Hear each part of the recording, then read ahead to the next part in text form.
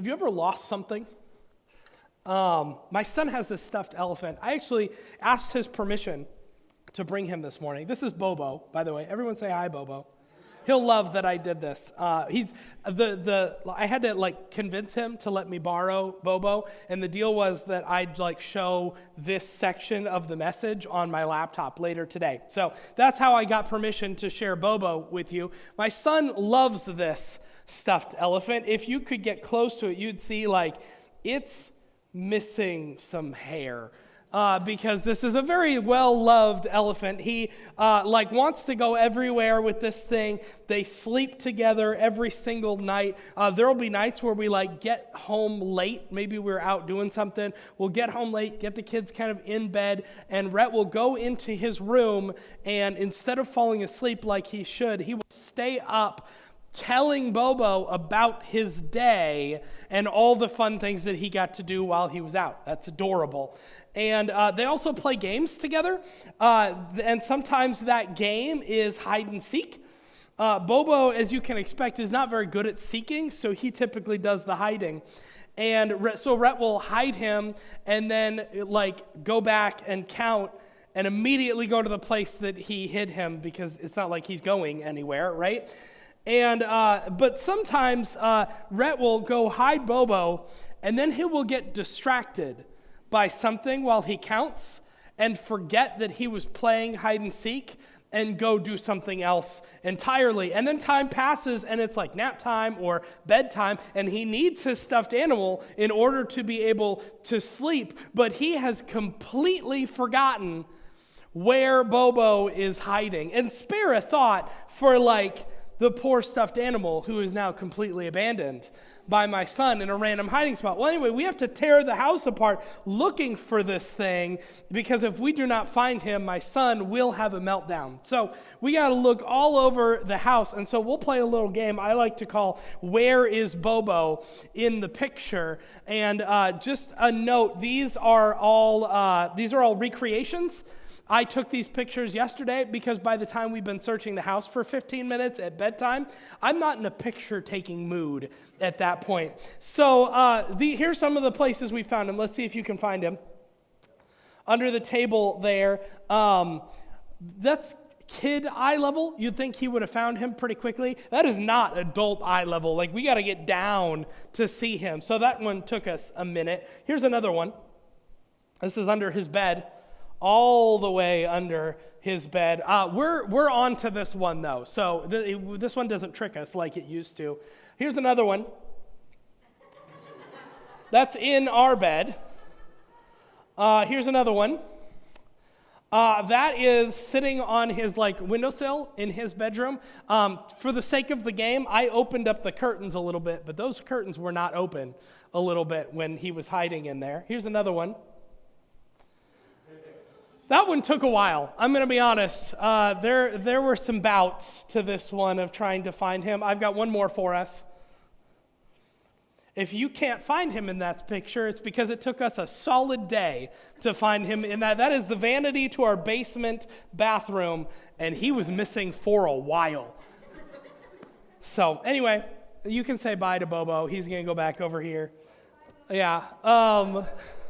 Here's why I'm sharing this. I think all of us have this tendency to lose things, right? Like my son, we lose things, we forget about them. Maybe you didn't lose a stuffed elephant. Maybe for you it was car keys or your phone or a TV remote or your phone again. And we all do this, right? We forget things. It's such a commonplace experience for us. We forget something and we lose it. But here's what I think we do, okay? I think that, all of us from time to time, we experience difficult moments in life, right? Maybe it's a difficult season, maybe it's just a bad day or a bad week, but we experience these difficult moments, and we look around for God. On that day, on that week, on that season, we look around for God, and it feels like God is kind of far off. It feels like God is kind of distant. And so I think we have this tendency to superimpose our forgetfulness. The fact that we forget things sometimes, I think we have this tendency to superimpose that forgetfulness onto God himself. Maybe we're doing it subconsciously, I don't know, but then we'll ask questions like, God, where are you? God, have you forgotten me? And so my goal this morning is to unpack that question. God, have you forgotten me? And see if there's any truth to it. So we're in the third week of our series, Paper Tigers. If you're new to this series, the term paper tiger is a very popular idiom, phrase in China. It refers to something that appears formidable. Like a tiger is a very formidable animal, but a paper tiger lacks any kind of real substance or power because it's not a real tiger, it's a paper tiger. And so over the course of this series, we've been looking at 4 different lies that we have a tendency to fall prey to. These are lies that we buy into, lies that we believe, and on the surface, these lies feel like they have real power and authority in our lives. But my hope is over the course of this series, we expose these lies for what they really are, paper tigers. This morning, we're going to be in Genesis chapter 16. I'd invite you to turn there if you have the YouVersion Bible app on your phone. If not, I'd encourage you to download it. It's a fantastic app. If you have a paper Bible with you, there are a few paper Bibles on the spool in the back if you're interested, because you're going to have some time to turn there because I want to set us up here real quick. So at this point in the story of Genesis, we've been introduced to a man named Abram. His name is Abram. He's later named Abraham, but at this point, he is Abram. And Abram is a righteous man intent on following God. He's not perfect. He makes a lot of mistakes. We're going to read about one in just a moment, but he has this incredible, unshakable faith in God. And so God calls Abram away from his home, away from the safety of kind of his family and his people group, and establishes a covenant with him. The basics of the covenant are that Abram and his family swore to follow and serve God. And then God would give Abram a land. He would give him many descendants, and God would bless his family and bless the world through his family. That was the basics of the covenant. There was a problem, though, and the problem was with that many descendants part of the covenant. Abram was old, really old. He was in his 80s, 90s at different parts of the story. He's over 100. He was very old. So was his wife, Sarai, and she in particular was well past childbearing years. So they decide to, and yet despite this, they obey God. They leave their land. They settle in a new land. In Genesis chapter 15, God says, this is the land that I'm going to give to you and your descendants. He reaffirms the covenant with Abram. But then time passes. In fact, 10 more years pass. And still no descendants, still no child. And so Sarai, his wife, comes up with a plan. That's where we dive in at verse 1 of chapter 16. Now Sarai, Abram's wife, had not been able to bear children for him, but she had an Egyptian servant named Hagar. So Sarai said to Abram, "The Lord has prevented me from having children. Go and sleep with my servant. Perhaps I can have children through her." And Abram agreed with Sarai's proposal. So Sarai, Abram's wife, took Hagar, the Egyptian servant, and gave her to Abram as a wife. This happened 10 years after Abram had settled in the land of Canaan. So Abram had sexual relations with Hagar, and she became pregnant. But when Hagar knew she was pregnant, she began to treat her mistress, Sarai, with contempt. Then Sarai said to Abram, "This is all your fault. I put my servant in your arms, but now she's pregnant, and she treats me with contempt.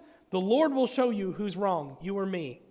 Abram replied, "Look, she is your servant, so deal with her as you see fit." Then Sarai treated Hagar so harshly that she finally ran away. So Sarai comes up with this plan, and let's just call it what it is. This is a bad plan.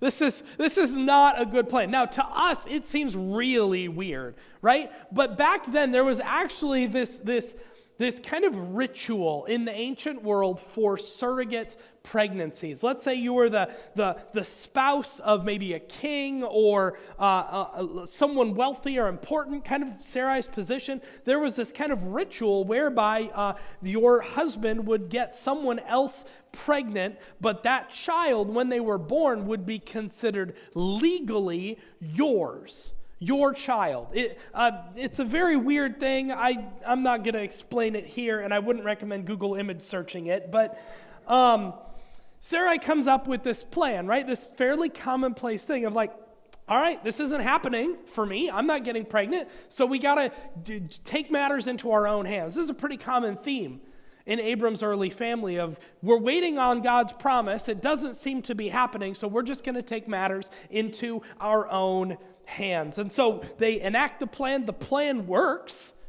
Hagar ends up pregnant and then begins to treat Sarai with contempt, because in that culture, your value as a woman was in your ability to produce children. And so even though she was a slave, she all of a sudden had really high standing because she's pregnant with the master's child. That's all very weird to us, but it was relatively normal to them. And so she kind of gets a little arrogant because of it. And that just sends Sarai like into a blind rage, and she just can't handle it. So she gets permission to treat Hagar poorly, and Abram agrees, which he shouldn't have, but it's not like he's batting 1,000 in this whole situation. And it gets so bad, the mistreatment gets so bad that Hagar has to run away. She felt like she had no recourse but to run away and try and make it on her own. And I can't help but think about how she felt in that moment. You know, it was interesting. I did a lot of study on this passage over the last week, and a lot of that meant reading different commentaries, kind of other people's, very smart people's thoughts on the Bible. And as I was reading through the commentaries, something I noticed is that almost every commentary I read focused on Abram and Sarai. They focused on Abram and Sarai, because if you know the whole story, you know that eventually Sarai becomes Sarah, and she gets pregnant even in her old age, and she gives birth to Isaac, and Abram becomes Abraham, and that's his child that's born, and the covenant passes from Abraham to Isaac, and like this is like one of the most important families in the Bible. And so many of the commentaries I read framed this story, Genesis 16, as if though this whole Hagar mess was just a little speed bump in God's plan, a little detour in Abram and Sarai's story as a result of their sin. Almost every single commentary I read basically overlooked Hagar. Didn't even talk about who she was, and I think that's a shame because we miss out on her perspective. I bet before this whole mess, her life was actually pretty good. Like, she was a slave. That's not great, right? But she was a slave to a very wealthy, righteous man. I bet her life, I bet she was treated like part of the family. We actually see that Abram when he was having trouble having children, he was just like, all right, God, I'm just going to give all my stuff to one of my servants. Because this whole child thing isn't working out, and I'm getting old, and I should probably have a will at this point. So when I die, just all my stuff will go to one of my servants. I bet it was pretty good to be a servant in Abram and Sarai's household. That was until all this happened, until she got pregnant. She had to agree to a plan that wasn't a good plan to begin with. And so now she's pregnant and she feels hated and mistreated, and now she's alone. And my guess is that she felt like if there is a God, he's forgotten all about me. See, and like Hagar, we too can buy the lie that we are forgotten. That God is making other things happen for other people, but in our lives, seems he's forgotten about us. You ever experienced that? Where you feel like God has forgotten about you? Maybe you're in this tough situation, whatever it is, and you're praying about it, but there's just no answer. Maybe you've experienced this in your past. Maybe this is your present. Maybe you or someone you love is in need of healing, and the healing just isn't coming. Maybe your marriage was in a tough spot or is in a tough spot and just God seems distant. He doesn't seem all that interested in what you're going through. Maybe you had a sin issue and you knew it was a problem and you were working really hard to kind of like stop it, but you're just having a hard time stopping it and you needed God's help because you knew that you couldn't do it on your own and the help didn't come. Maybe an adult child walked away from the Lord and you pray and you pray and you pray and no answer. Maybe you lost a job, experienced betrayal, were assaulted by doubts, experienced mental health struggles. It could be any number of things, but have you ever walked through a season where you felt like God had forgotten you? Maybe it was in your past. Maybe it's like very much so your present right now. And through the struggle, there's this question, God, where are you? Let's continue, verse 7. So she's on the run. Then the angel of the Lord found Hagar beside a spring of water in the wilderness, along the road to Shur. The angel said to her, Hagar, Sarai's servant, where have you come from and where are you going? I'm running away from my mistress, Sarai, she replied. So Hagar meets this angel. We don't know if she knows that yet. Might have just looked like a person. We don't know. She meets this angel, and what's interesting is the angel starts with a couple of questions. The angel asks, where did you come from? Where are you going? And my mind auto-corrects, or auto-fills in the blank and says, where did you come from, Cotton Eye Joe? I don't know if I'm the only one, but I love these two questions. These are actually two important questions. He says, where have you come from? Right away, like, what situation are you going through right now? Like what caused you to run away? What have you experienced? Then, where are you going? In other words, okay, you've experienced that. What are you going to do about it? What have you been through? What are you going to do about it? See, one of the themes through this series has been we buy these lies, right? Maybe the lie is that we don't feel like we're loved, or we don't feel like we have a place to belong, or like this one, we feel like God has forgotten us. We buy these lies, and then what happens is we react and we act out of these lies. And often not in the right way. So when we feel like God has forgotten us, well, we might act like Hagar and we become isolated. That was her first instinct. You ever been there? Where you just want to be, you're like, I just want to be alone. I just need to be alone right now. And sometimes that's good for us. Like, it's the introverts in the room, like, you need time alone, right? But sometimes we overdo it. Now we're getting away from people who just want to help, genuinely want to help. Now we're isolating ourselves from God. And note that her instinct was to get away, and that's where God met her, was in her isolation. Sometimes we act like Sarai, and we lash out. Let's not forget that Sarai was dealing with her own feelings that God had forgotten her. Like her husband had made a covenant with God that his family would be the vehicle of God's blessing for the entire world, and she couldn't get pregnant. You want to talk about high stakes?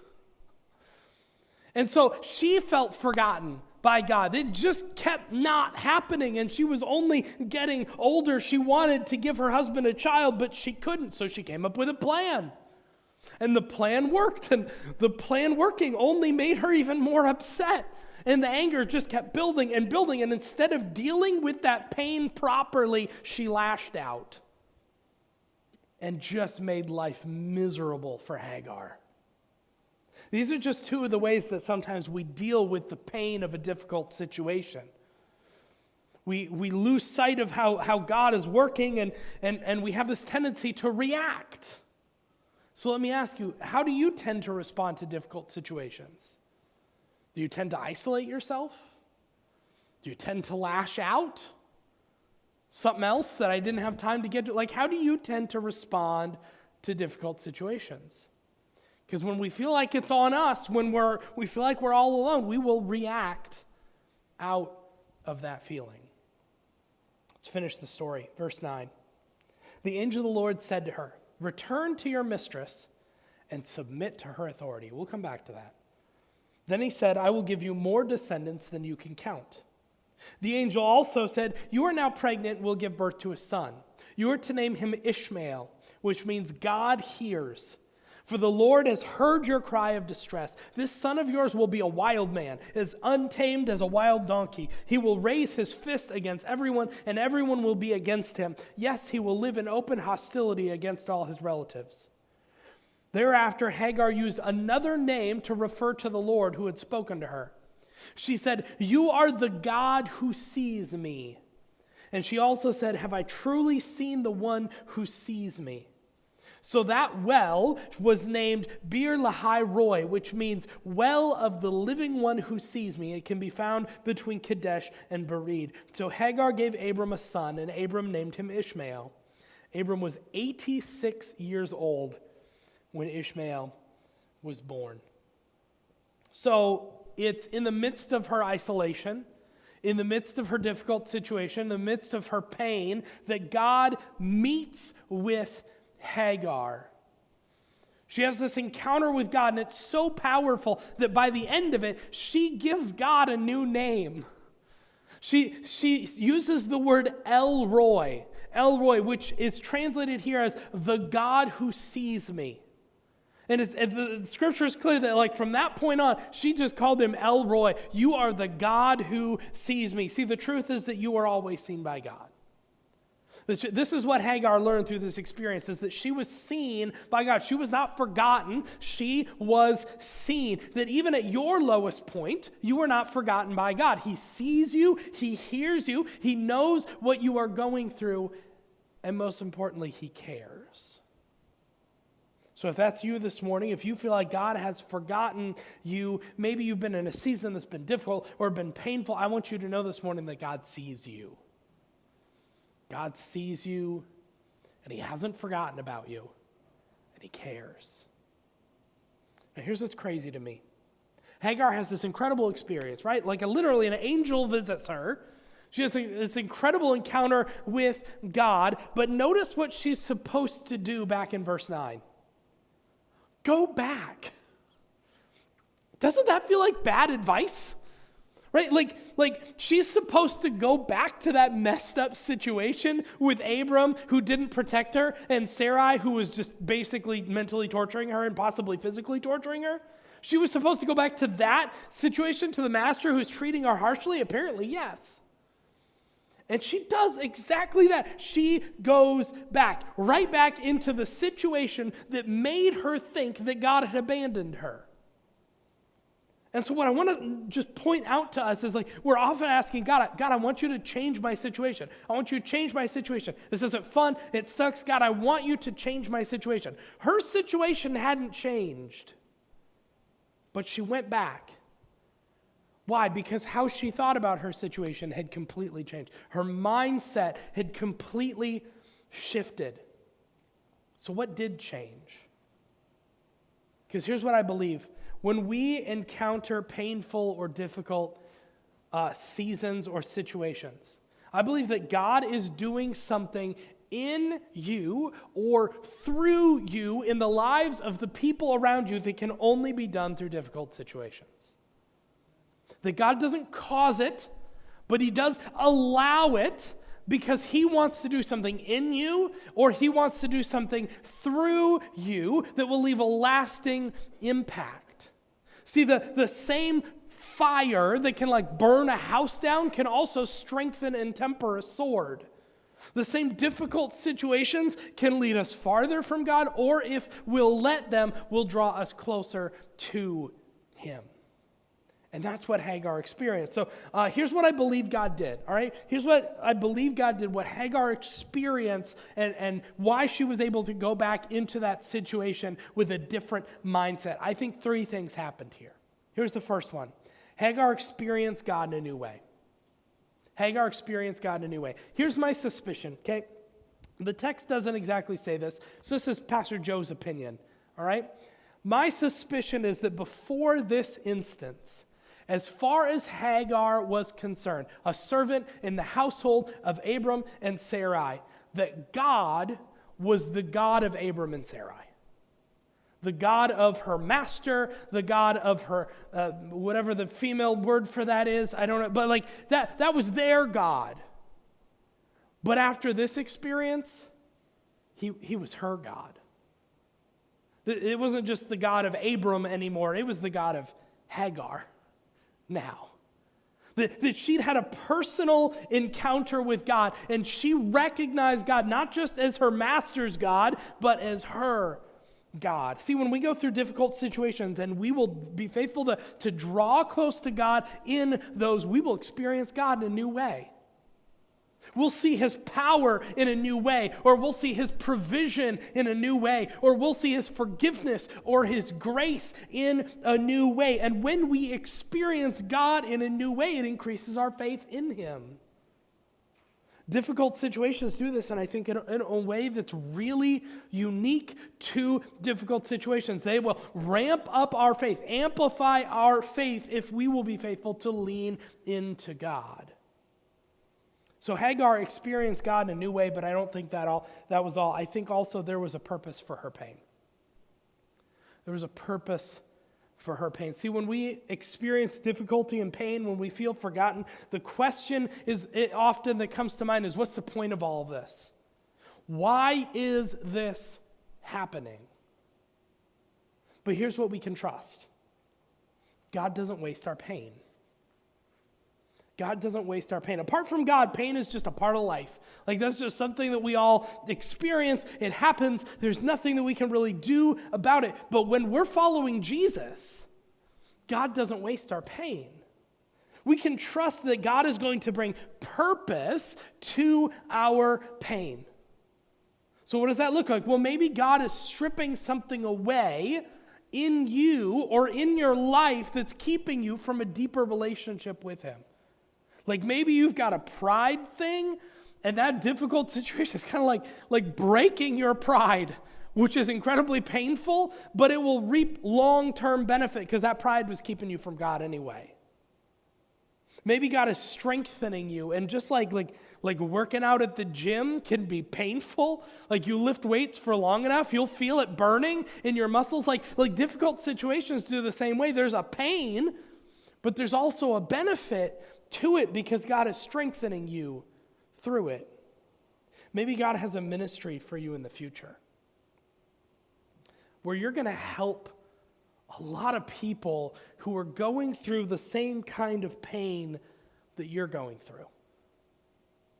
I know people who've lost children, which is like the most difficult thing I can imagine. I mean, that's probably the most difficult pain I can fathom in life. And they went through it, and somehow God got them through it, and now they walk alongside other parents who are experiencing the same thing. That they're able to take their pain and turn it into a ministry for other people and minister to other people. It doesn't lessen the pain, but it does give it a purpose. I've read the lives of saints who considered it a privilege to experience pain, physical pain, spiritual pain, emotional pain, you have it. They considered it a privilege to experience pain. Why? Because it helped them relate more fully to Jesus, who experienced the most emotional, physical, and spiritual pain that almost anyone's ever experienced. That was all on Jesus. And when they suffered, they got to experience a kind of suffering that Jesus got to experience, and it felt like it brought them closer to Jesus. I don't know about you, but I don't think about pain that way. I don't think about difficult situations that way, but that's how they thought about it. Whatever the reason, God reminds us that there is purpose to our pain. He does not waste it.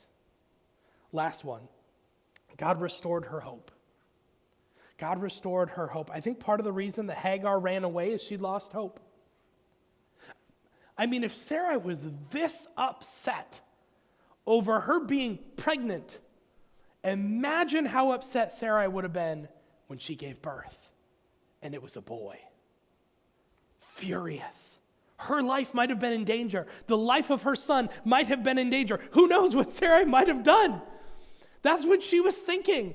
And so she had to get out of there. Why? Because she'd lost hope that this was going to work out for her, that this was going to work out for her child. But through this experience, God restored her hope. He made her promises. He promised that she was going to have a future child, and that she would give birth, and it would be a son, and that son would grow up.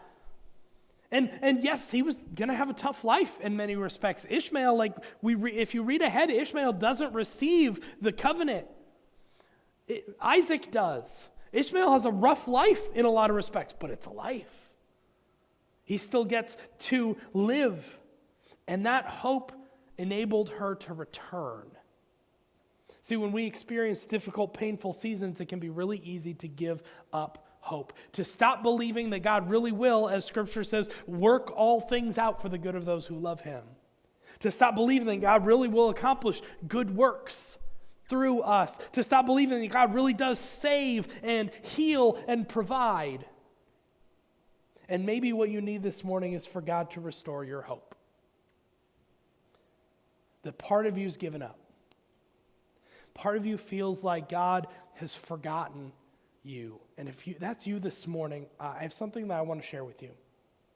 We're going to read Psalm chapter 13 in just a moment. What I love about this psalm, so this psalm was written by David, the greatest king Israel ever had, but before he was a king, his life wasn't always so amazing.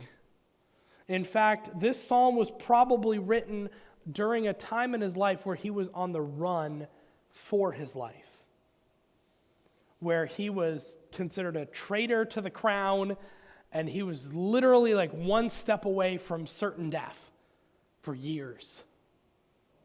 And what I love about this psalm is how honest it is. It's honest about his current reality, that he feels forgotten and he feels abandoned, that his enemies are overwhelming him, and yet it turns and says, even when I lose hope, I choose to trust. You're going to see that word trust. I choose to trust in the Lord, choose to trust in his unfailing love, choose to trust in his goodness. So I'm going to read this psalm, and I just want you to reflect on what David has written here, especially if you are going through a difficult, painful season. Let me read this for you. O Lord, how long will you forget me? Forever? How long will you look the other way? How long must I struggle with anguish in my soul, with sorrow in my heart every day? How long will my enemy have the upper hand? Turn and answer me, O Lord my God. Restore the sparkle to my eyes, or I will die. Don't let my enemies gloat, saying, we've defeated him. Don't let them rejoice at my downfall. Notice the turn. But I trust in your unfailing love. I will rejoice because you have rescued me. I will sing to the Lord because he is good to me. I'm going to go straight into next step. Listen, if you're going through a difficult season, I want you to read this psalm every day. I want you to read this psalm every day, because what I love about this is it's really open and raw and honest about, hey, this is the situation that I'm going through. It's difficult. It sucks. This is what I'm going through. But it's like, hey, before any of this changes, before the situation turns around at all, I'm going to choose to trust. Might not be easy, but I'm going to choose to trust in God's unfailing love, the love that he proved for us when he sent his son, Jesus. Like, that's why we can trust in his love, because there was no length to which he spared to show us that love. And if you're not going through a difficult season right now, I want to encourage you to keep this psalm in your back pocket so you can share it with someone who needs to hear it. Because I guarantee you there's someone in your life who's going through some stuff, and they need to read this. See, the reality is God has not forgotten us. God is doing something in us or through us that can only be done in difficult situations. And so I don't know what it is exactly that you're going through. If you're going through a difficult situation right now, I can't tell you why it's happening exactly. You might not know on this side of eternity, but what I can promise you is that God doesn't waste pain. What I can promise you is that God is doing something in you or through you that he can only seem to do through that situation. So the reason he's allowing it in your life is because he loves you and because he's going to do something in or through you that will have a long-lasting impact. So let me pray for you this morning. Father God, I just want to lift up the people in this room, watching this online, who are just going through a really tough season, who just feel like life has been kicking them down a lot lately. And in the difficulty and in the pain, there's this question, God, where are you? God, have you forgotten me? I pray you would encourage their heart right now in this moment that you have not forgotten them. That you are the God who sees, that you see them. You see every little thing that they are going through. And God, you care. And you care because you love them so deeply. It's not your will that anyone would suffer pain, but God, sometimes you allow it because there's something you want to do in us. A change of heart, a strengthening of our faith, something you're preparing for us in the future. That because we can't see the whole picture, we just don't see it right now. We may not see it on this side of eternity, but you're doing something. Even if we can't see it, even if we don't feel it, God, you're doing something in us and through us. And so, Lord, when faced with a difficult situation, faced with pain, whatever that form that pain takes, I pray that we can make the choice to trust you. Because at the end of the day, trusting you is a choice. And that as we choose to trust you, you'd feed us little things here and there that just remind us that you're there, that you're with us, that you see, that you're at work. You've not forgotten us, but that you love us. And you're doing whatever it is you're doing for our good. Lord, may we hold on to that truth. And Lord, for those of us who aren't going through that right now, I pray you'd open up our eyes to the people around us who are. Because I guarantee you there are people in our lives whose suffering might be really quiet, but is nonetheless there. And I just pray that you would open our eyes and that we'd just be able to step in and remind them that you are there, that you see them, that you love them, and that you're at work. God, may we trust you. May all of us trust you. You've not forgotten us, but you have great things in store for us. We pray all this in the name of your Son, Jesus, and by the power of your Holy Spirit. Amen.